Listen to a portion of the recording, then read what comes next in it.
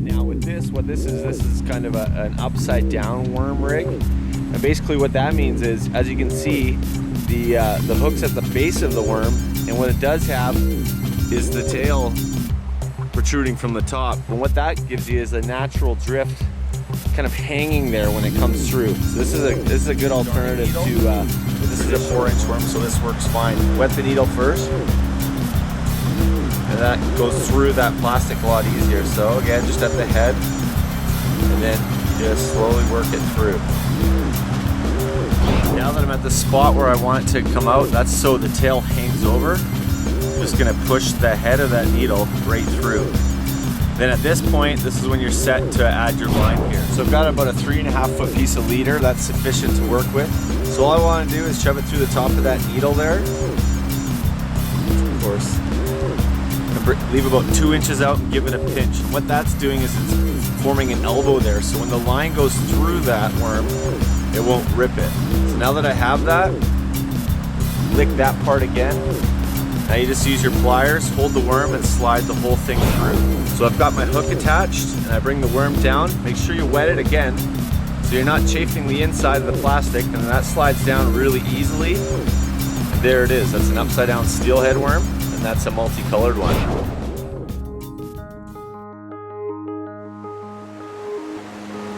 This runs a little clear. The rocks are exposed, so I'm downsizing.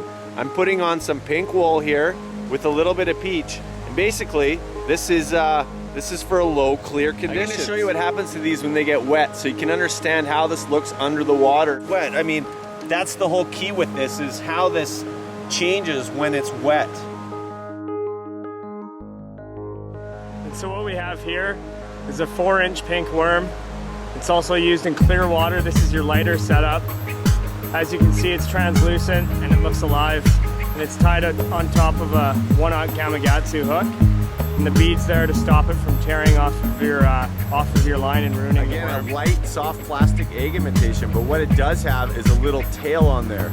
So when that's swinging through at the end of the run, the tail will start working, along with some white wool. It gives you kind of that milking effect when you're going through a drift with something like this. Again, this is a ghost shrimp. It's a version of it, but it's a plastic. And what you see here at the end is we've threaded it through the head, and that's the stopper bead. That corrects the hook from tearing it. And you can see on the back, it's bright. I mean, those are bright steelhead colors.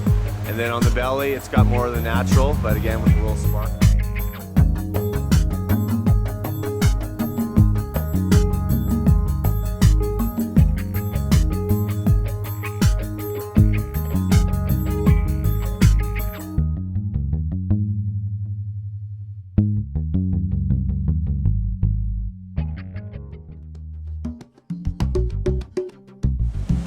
This is probably the easiest setup going these days on the river here. Now what it is it's a clear float. There's a bunch of different ones on the market. I like this one because it's got 2 pieces of tubing, one on the top and one on the bottom.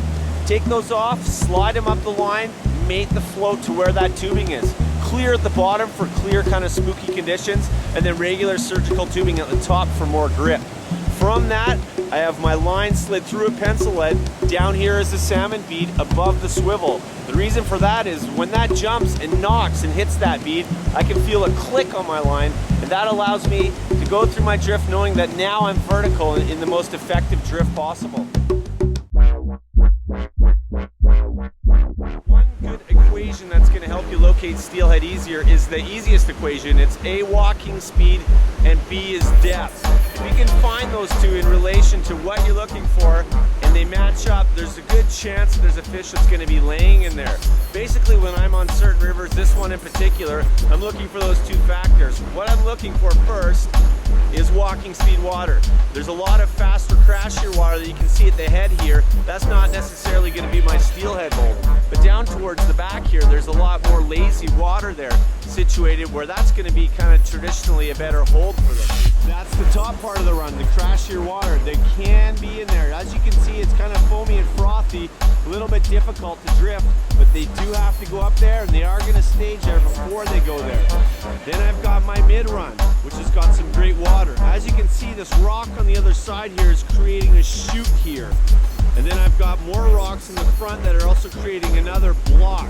So in the middle of that is the sweet spot, because the current is there, but it's created a bit of slack and a bit of a slower walk. Then towards the end is the tail out, and that's excellent water all through here. There's great water for fish to lie in, there's boulders, there's texture. That's the kind of water I'm looking for.